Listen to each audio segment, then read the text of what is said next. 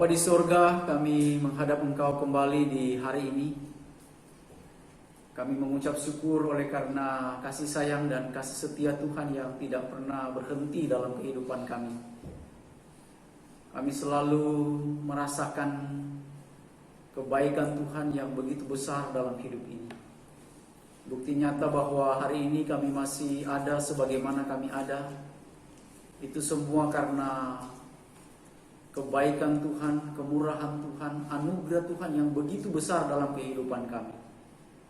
Karena itu hari ini ya Tuhan, kami mau mendengar lagi firman Tuhan. Kami rindu nasihat-nasihat yang baik buat kami ya Tuhan. Kami rindu supaya kami terus dipimpin, dituntun oleh kebenaran firman Tuhan. Supaya benar-benar firman-Mu ini menjadi bagian dalam kehidupan kami. Karena itu biarlah Roh Kudus menguasai hati dan pikiran kami bersama, dimanapun keberadaan kami ya Tuhan. Biarlah kami sama-sama diberikan pengertian, supaya kami bisa memahami firman Tuhan itu dengan benar dan sesuai dengan kehendak Tuhan saja. Terlebih hamba-Mu yang akan menguraikan kebenaran firman Tuhan ini. Biarlah kiranya Tuhan sendiri yang akan menguasai dan memimpin, sehingga yang disampaikan itu benar-benar seturut dengan kehendak Tuhan saja, yang akhirnya nama Tuhan dipermuliakan di dalam semuanya. Pakai hamba-Mu dan layakkan hamba-Mu ya Tuhan, untuk menyampaikan dan menguraikan kebenaran firman Tuhan ini. Kami mau serahkan saja pemberitaan firman Tuhan dari awal sampai akhir. Biarlah semua terjadi seturut dengan kehendak Tuhan saja, yang akhirnya nama Tuhan dipermuliakan. Di dalam nama Tuhan Yesus Kristus kami berdoa dan mengucap syukur. Haleluya. Amin. Kesempatan lagi kita bertemu di hari ini, di minggu kedua di bulan Juli.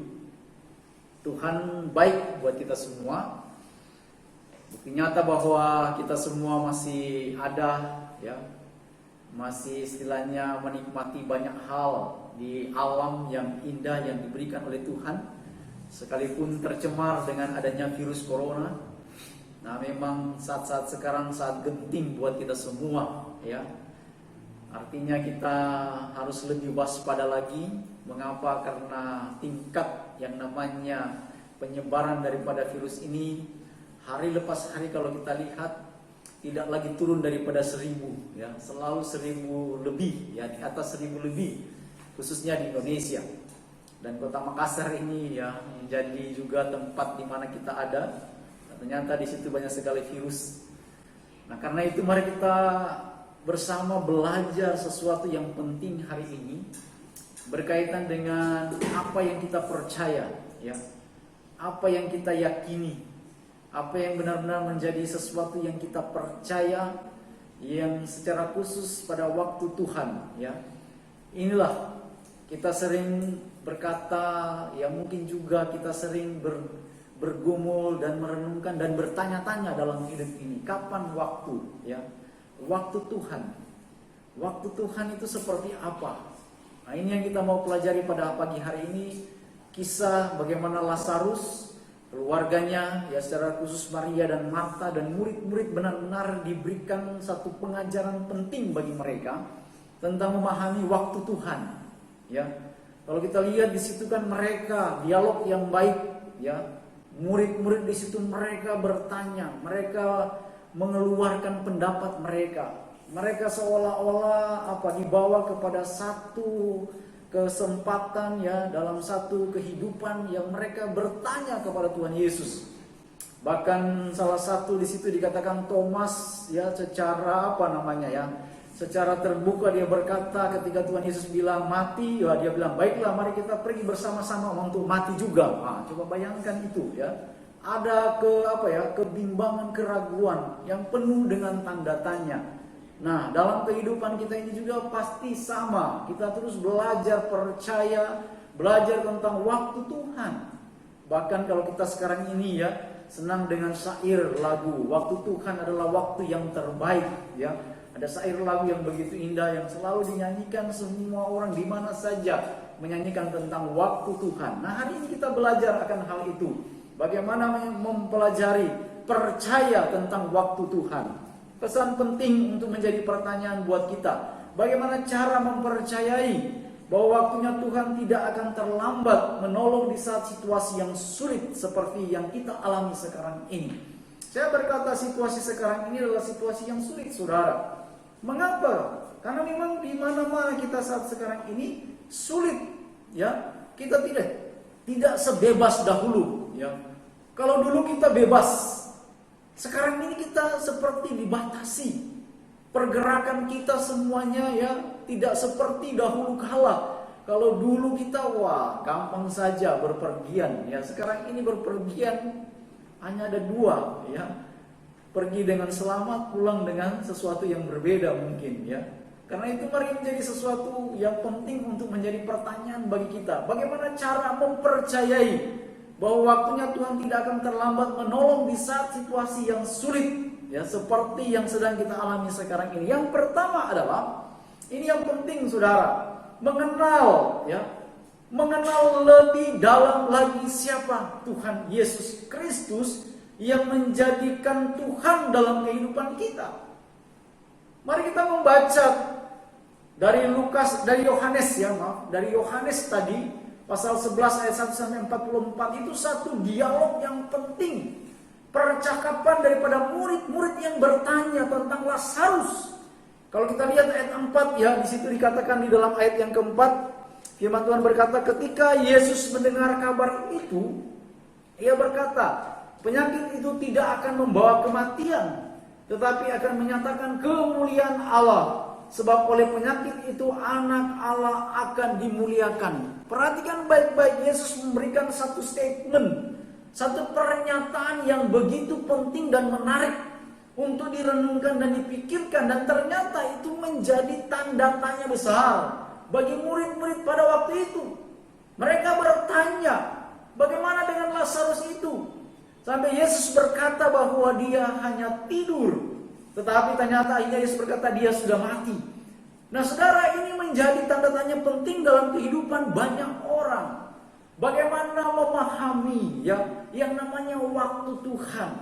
Tuhan berkata, dalam ayat 4 tadi kita lihat bagaimana Yesus sendiri berkata akan hal itu.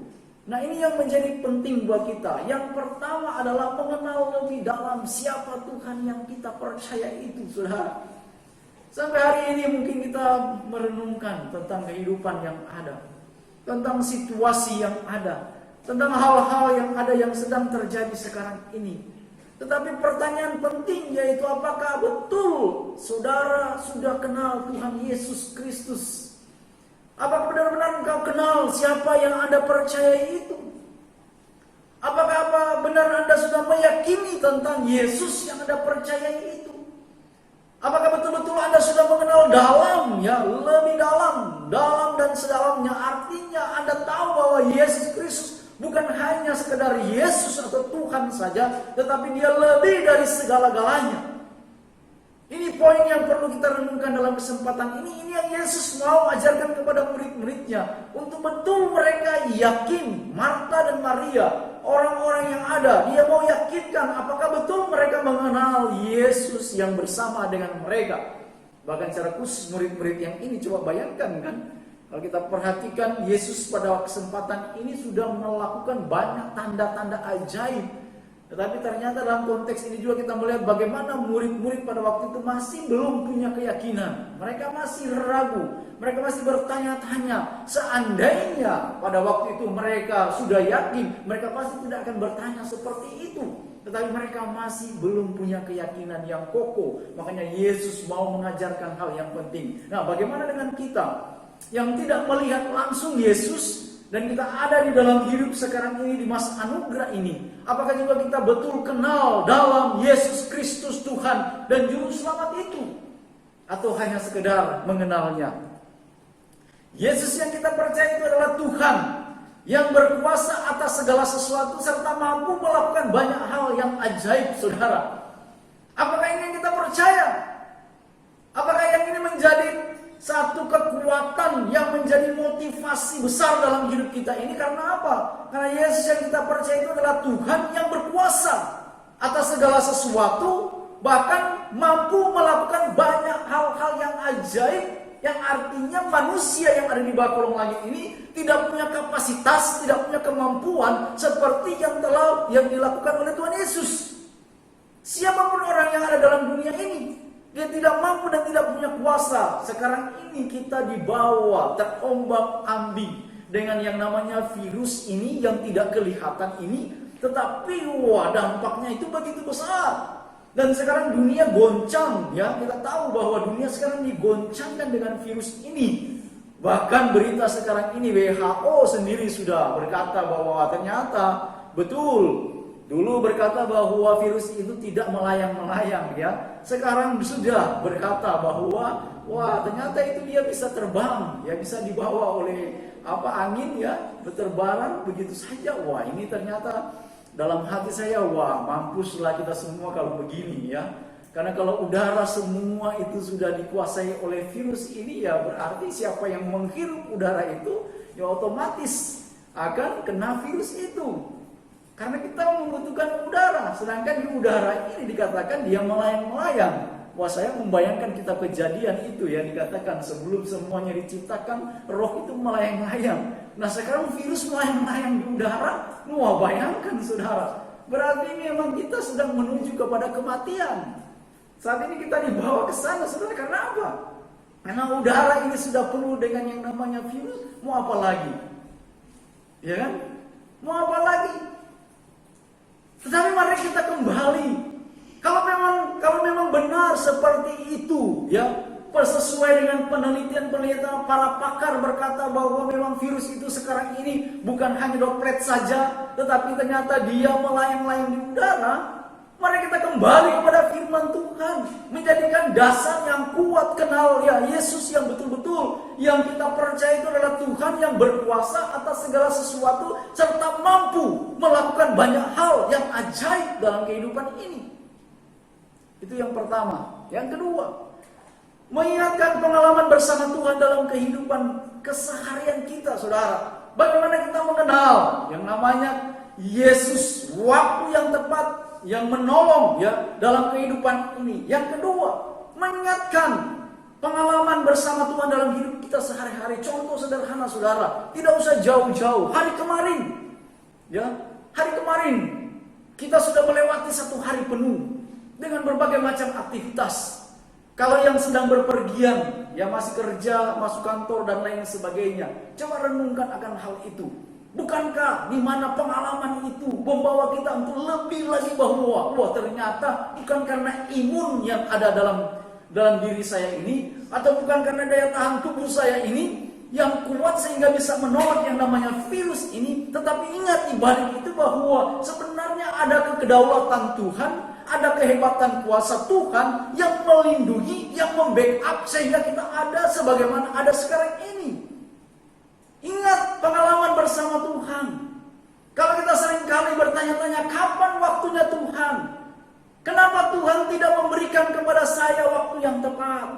Mungkin kita bertanya-tanya, kenapa Tuhan? Mengapa Tuhan? Dan terus-menerus seperti itu. Tapi ingat kemarin, saudara.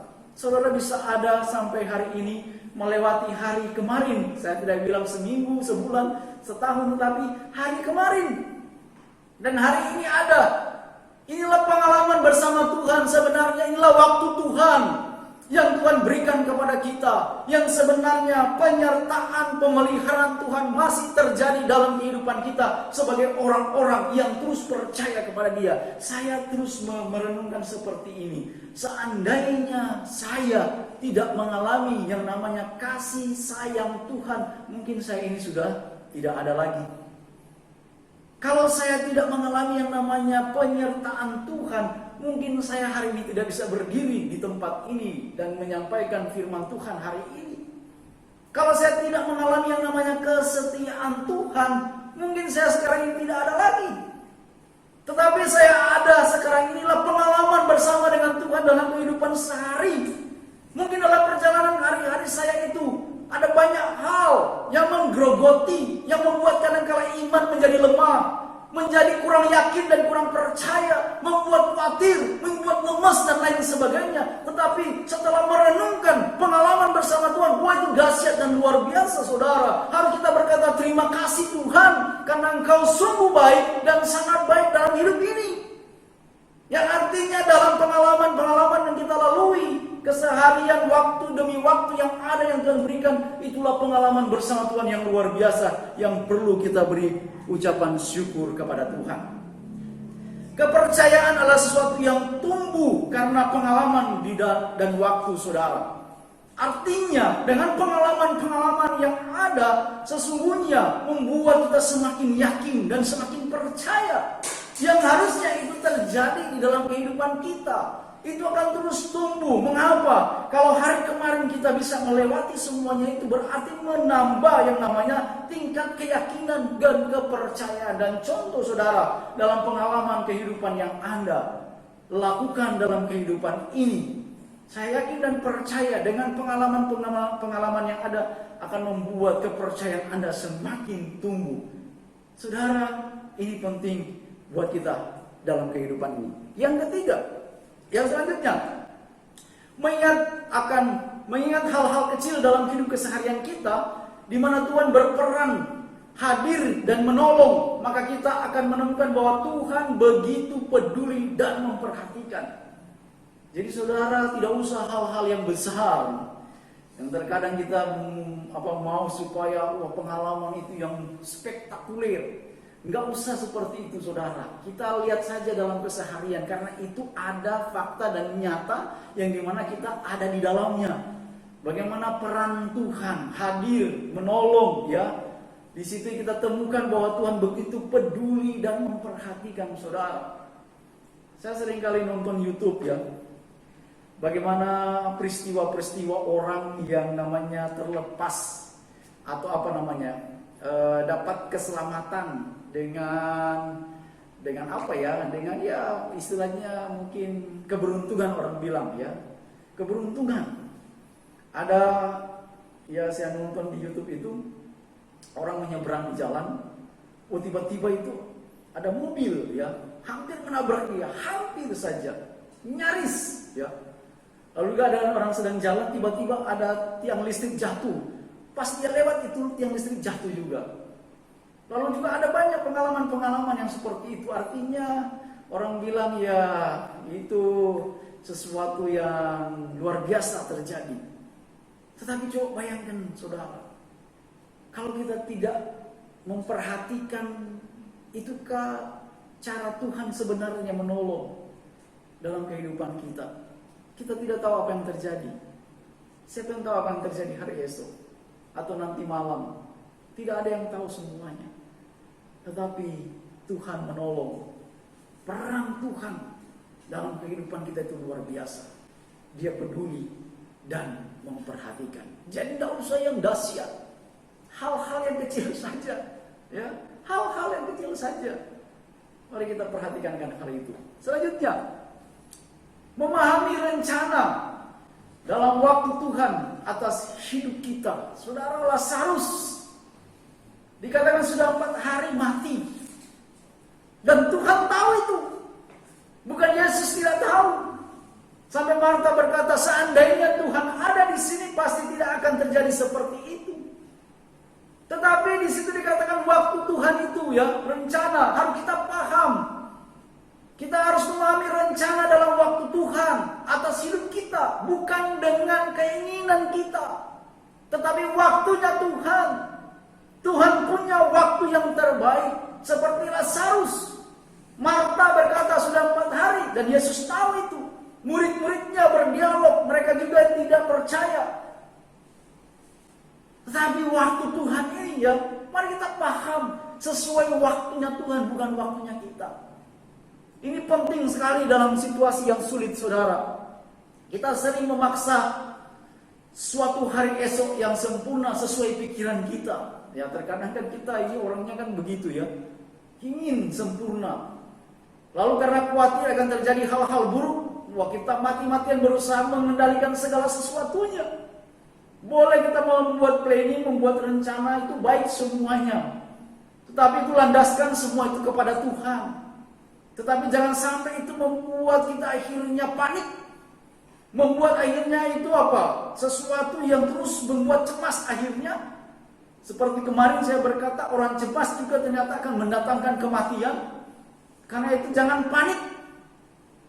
Bahkan mungkin termasuk kategori memaksa atau mengendalikan Tuhan untuk bertindak sesuatu yang belum saatnya Tuhan lakukan. Iya kan? Terkadang kita begitu.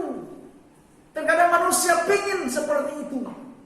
Tetapi waktunya Tuhan itu adalah waktu yang terbaik. Mari kita memahami akan hal itu. Artinya kalau kita benar-benar memahami waktu yang Tuhan sudah berikan itu, wah itu pasti sesuatu yang menggembirakan dan membahagiakan. Contoh ini yang terjadi. Lazarus 4 hari sudah meninggal. Secara manusia itu tidak masuk akal. Tetapi Tuhan punya waktu yang tepat untuk Marta dan Maria. Tuhan punya waktu yang tepat untuk Lazarus pada waktu itu. Tuhan punya waktu yang tepat buat murid-muridnya menjawab mereka yang bingung, yang bimbang, yang tidak tahu memahami waktu yang Tuhan berikan. Dan disitulah yang terbukti, yang terjadi. Akhirnya Lazarus dibangkitkan. Saudara, pahami waktu Tuhan, bukan waktu kita. Tetapi mulai memahami waktunya Tuhan. Di sini kita belajar untuk sabar, ya. Belajar untuk tekun, belajar untuk setia, belajar untuk selalu mengandalkan Dia dalam hidup ini, di mana kita dibawa untuk mempercayai waktunya Tuhan. Karena itu marilah dengan segala kerendahan hati untuk selalu taat dan patuh, sabar dan menanti, menunggu waktu yang terbaik. Dalam situasi yang seperti ini, belajar untuk sabar. Ini paling berat, saudara. Di tengah-tengah situasi yang seperti ini, tuntutan kesabaran itu sangat-sangat diperlukan. Saudara, banyak di antara kita mungkin sudah tidak sabar, ya, ingin berpergian, ingin bersenang-senang, mau pergi berenang mungkin, ya, mau pergi wisata, ya, dan lain sebagainya. Tetapi virus ini masih ada. Karena disinilah waktu yang terbaik yang perlu kita pelajari. Sebagai anak Tuhan, sebagai orang percaya, mari kita taat, mari kita patuh, mari kita belajar dari firman Tuhan. Karena disitulah waktu yang terbaik. Murid-murid Marta, Maria, mereka diberikan kepada mereka satu hal yang penting untuk mereka pelajari, yaitu waktu Tuhan, waktu yang terbaik. Mereka harus belajar sabar, mereka harus belajar taat, mereka harus belajar setia, kita harus percaya, kita harus yakin, dan kita harus taat kepada Tuhan. Karena itu dalam kesempatan yang indah ini, mari kita mulai meyakini dan percaya kepada Tuhan bahwa waktu Tuhan adalah waktu yang sudah dipersiapkan oleh Tuhan, pasti yang terbaik. Situasi ini memang membuat kita tidak nyaman. Situasi ini membuat kita tidak bisa berbuat apa-apa. Situasi ini membuat mungkin kita galau, kita bosan, kita tidak tahu harus berbuat seperti apa. Tetapi belajarlah seperti Maria, Marta. Mereka menunggu 4 hari. Yesus datang untuk menyembuhkan, untuk membangkitkan, dan membuat mereka akhirnya melihat waktu Tuhan yang terbaik. Karena itu dalam kesempatan ini juga, marilah kita belajar sesuatu yang penting untuk mempercayai Tuhan, untuk mempercayai waktu Tuhan. Karena waktu Tuhan adalah waktu yang terbaik. Mari kita berdoa. Bapak, terima kasih untuk kebaikan-Mu buat kami semua. Kami bisa ada sebagaimana kami ada sekarang ini. Itu semua karena pertolongan Tuhan, kasih sayang Tuhan, kebaikan Tuhan. Kami ada oleh karena anugerah Tuhan yang terbesar. Dan biarlah kiranya terus kami dipimpin, dituntun oleh firman Tuhan, sehingga nama Tuhan senantiasa dipermuliakan dalam semuanya. Diberkati kami semua yang sudah mendengarkan firman-Mu ini. Dalam nama Tuhan Yesus Kristus kami berdoa dan mengucap syukur. Haleluya. Amin.